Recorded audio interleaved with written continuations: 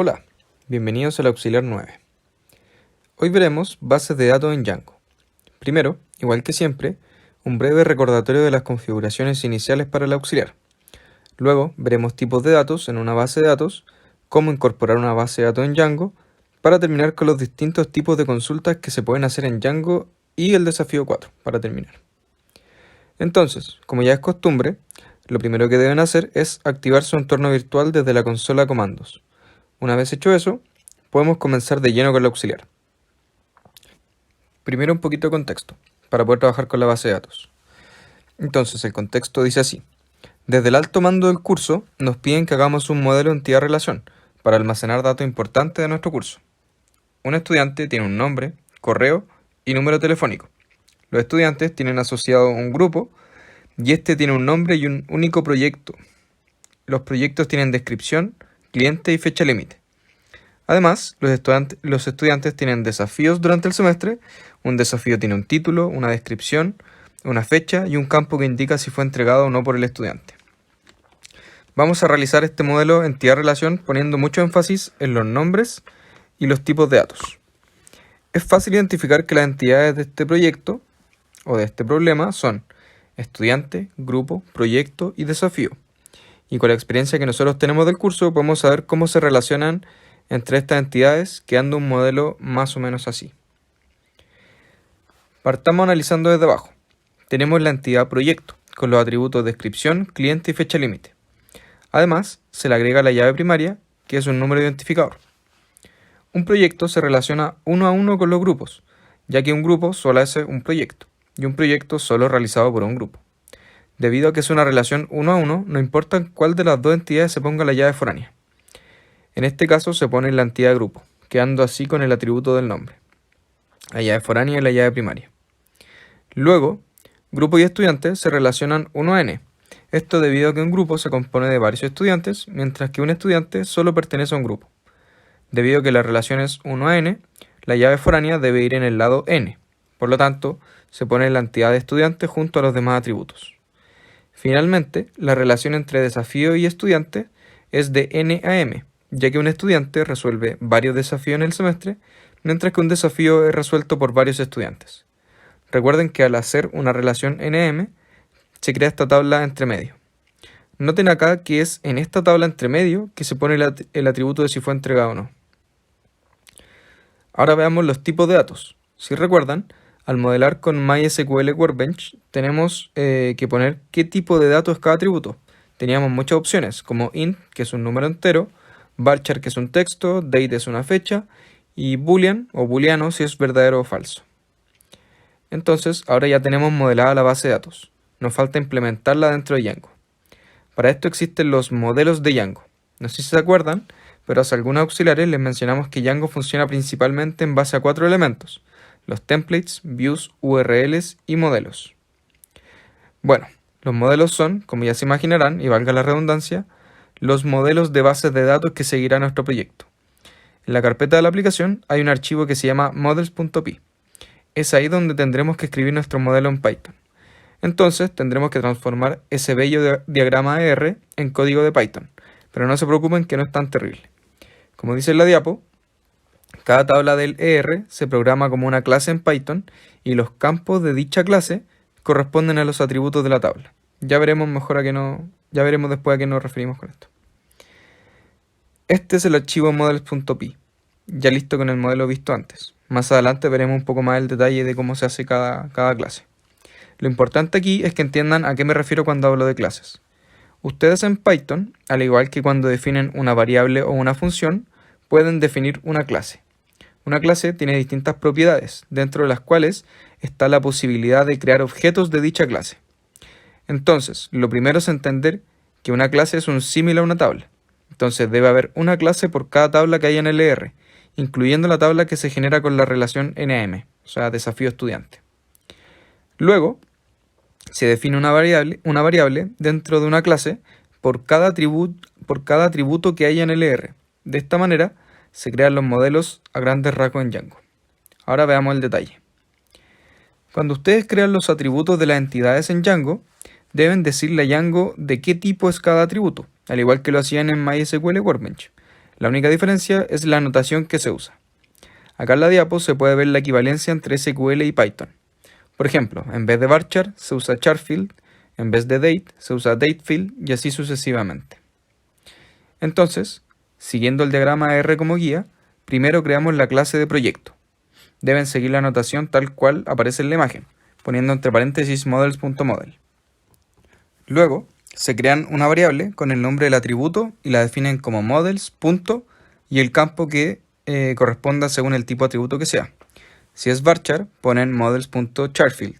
Si es un int, ponen models.integerfield. Y así sucesivamente con los demás atributos. Cosas importantes a notar, que entre paréntesis, después del campo, pueden asignarle un valor máximo a ese atributo. Entonces, si dice charfield max length 45, solo se pueden almacenar 45 caracteres en dicho campo. También deben tener cuidado con la indentación, que es ese espacio que se hace acá, ya que Python es sensible a la indentación. Luego, con grupos lo mismo, y aquí está otro punto importante. Para programar la llave foránea en Python, lo que hacemos es que creamos otro campo, como cualquier otro, y el tipo de campo que ponemos es one-to-one field en el caso que sea una relación 1 a 1, y foreign key si es 1 a n. En este caso, tenemos la llave foránea en la entidad grupo que apunta hacia la entidad proyecto. Por lo tanto, ponemos proyecto igual a models.one-to-one-field y entre paréntesis tenemos que señalar a qué entidad o clase se está apuntando. En este caso, como dijimos, se está apuntando a proyecto. Lo de models on cascade no es necesario que lo vean por ahora, así que por ahora saltémoslo. Entonces es básicamente copiar todos los atributos del R como campos en una clase en Python. Acá con las demás tablas se repite más de lo mismo. Y aquí se puede ver el ejemplo de una relación 1 a n. Recuerden que deben poner la llave foránea en la entidad que haga referencia al lado n de la relación y deben poner foreign key y entre paréntesis a la otra entidad con la que se está relacionando. Seguimos de la misma manera con las demás tablas, teniendo siempre cuidado con la indentación, el tipo de campo que es cada atributo y con las llaves foráneas. Una vez terminamos de hacer todo esto, ya estamos listos con nuestro modelo. Sin embargo, tenemos que decirle a Django que hicimos cambios en nuestro modelo de base de datos. Para hacer esto, desde la consola ejecutamos los siguientes comandos, que se ven aquí en la diapo. El primero es para decirle a Django los cambios que se hicieron y el segundo es para efectivamente hacer los cambios. En este caso, el cambio es que de cero, o sea, de no tener ningún modelo, pasamos a un modelo existente.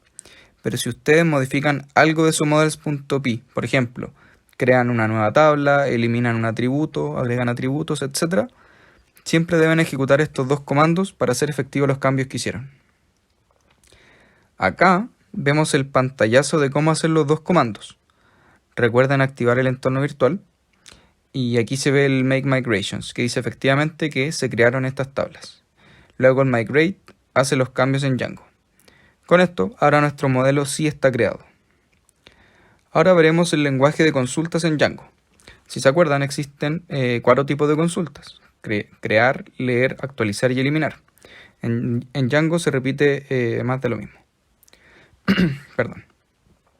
En lo práctico, las consultas se hacen en views, ya que es ahí donde se hace el procesamiento de la información de Django.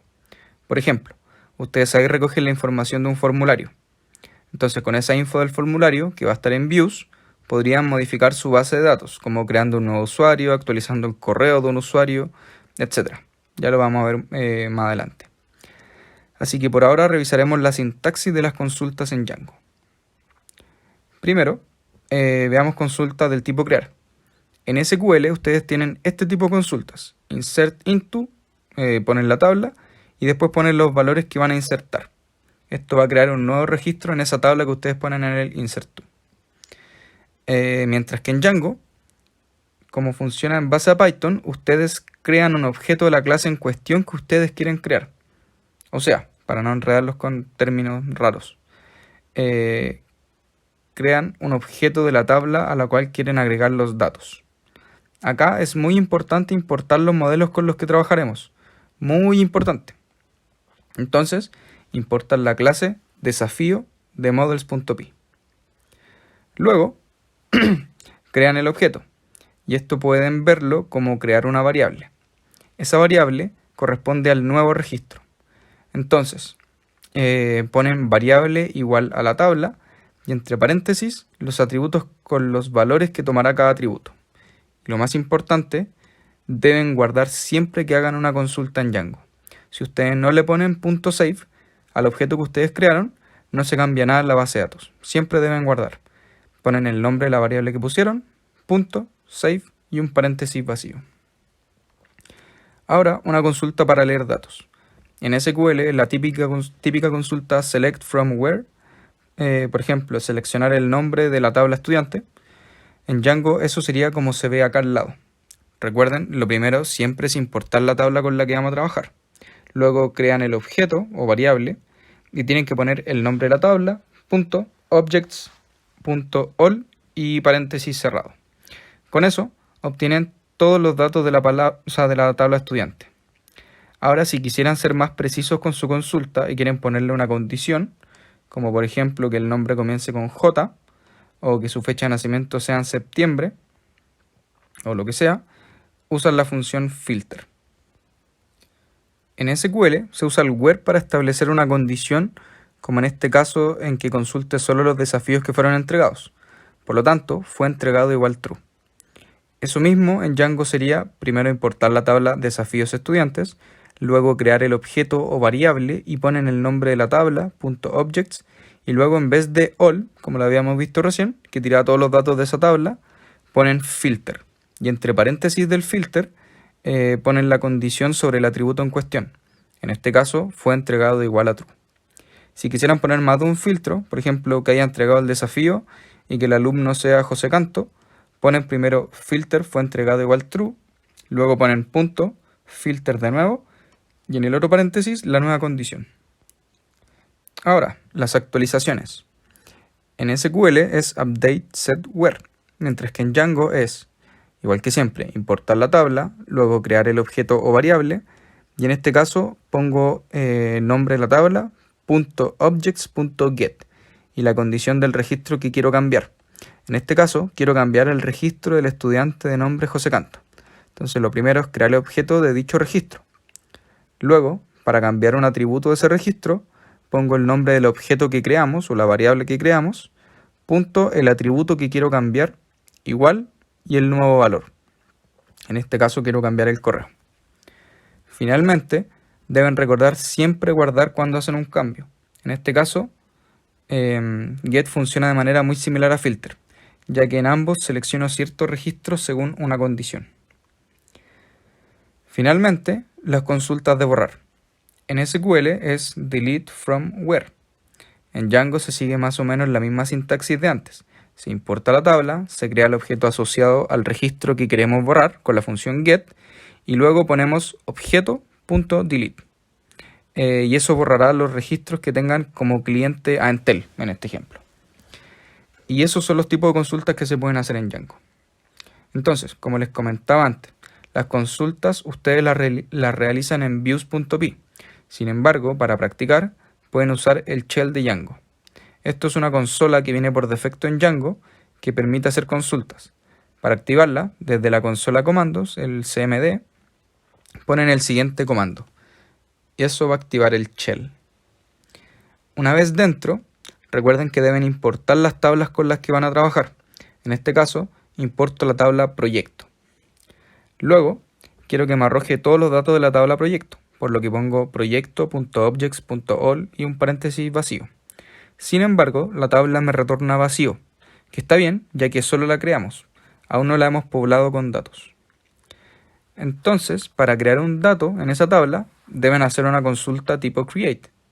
Para esto creamos un objeto, ponemos el nombre de la tabla y entre paréntesis los atributos con los valores que queremos poner. En este caso vamos a crear un proyecto cuya descripción es: este es un proyecto para el curso IN 3501. El cliente es el SEIN y la fecha límite es el 20 de junio de hace 2 años. ¿Por qué hace 2 años? Porque me basé en un auxiliar que pasó hace 2 años. Jeje. Una vez hecho esto, volvemos a hacer la consulta para obtener todos los datos del proyecto. Sin embargo, esto vuelve a arrojar vacío. ¿Por qué? Bueno, porque no guardamos. Recuerden que siempre tienen que guardar. no pusimos el objeto que creamos .save. Entonces, ahora si guardamos, ponemos nuevo proyecto.save, paréntesis vacío, y tiramos nuevamente la consulta. Y ahora sí arroja un resultado. Sin embargo, este resultado se ve feito y como con código extraño. Para solucionar esto y que nos arroje algo más bonito, nos vamos de nuevo a models.py. Acá en models, dentro de la clase de proyecto, que es con la que estamos haciendo los ejemplos, copiamos el siguiente código. Esto lo que hace es que cuando se creen objetos de la clase proyecto, se desplegará el cliente del proyecto. Eso porque acá puse el cliente. Si hubiera puesto descripción, aparecería la descripción después cuando consulte esta tabla.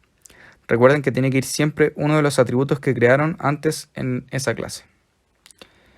Entonces guardamos el archivo models y para asegurarnos de que se efectúen los cambios que hicimos, corremos un make migrations y un migrate.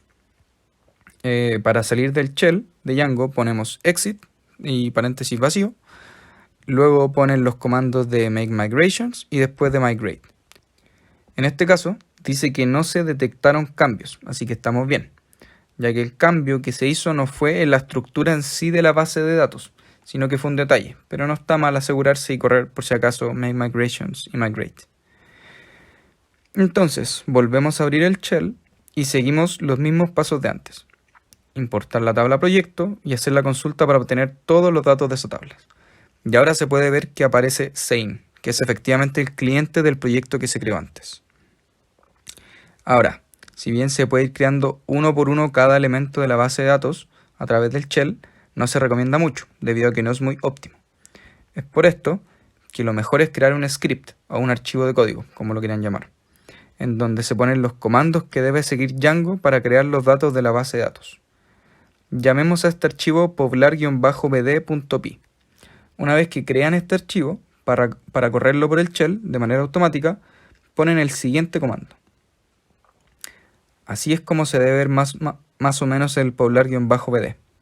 Si se fijan, sigue la misma sintaxis de antes. Se importa la tabla, se crean objetos, se guardan los objetos.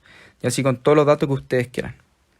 Entonces, con ese poblar-bd, lo corran por el shell, como se ve en la imagen, y se agregan datos automáticamente a la base de datos. Como se puede ver acá, que corremos el shell nuevamente, importamos la tabla en cuestión y hacemos la consulta para obtener todos los datos. Y ahí se pueden ver todos los clientes de todos los registros que se crearon. Por lo tanto, el poblar-bd funcionó. Y eso ha sido todo por hoy. Ahora los dejo con el desafío. Deben modificar el poblar-bd que está en el proyecto que descargaron de cursos. Tienen que poblar todas las bases a través de este archivo. Deben tener como mínimo 4 estudiantes, 2 desafíos, un grupo y un proyecto. Además, se les pide que estas tablas, que estos datos estén relacionados entre sí. Es decir, que los 4 estudiantes pertenezcan a un grupo, que el grupo sea que el proyecto sea de ese grupo y que los 4 estudiantes estén relacionados con los 2 desafíos. Pero solo uno de los 4 estudiantes lo entregó.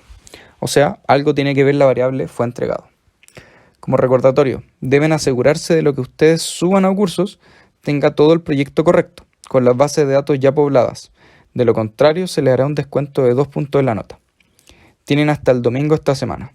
Y aquí les dejo igual un enlace que les puede ayudar para hacer las relaciones entre las distintas entidades. Mucho éxito en su desafío y nos vemos mañana. Chau.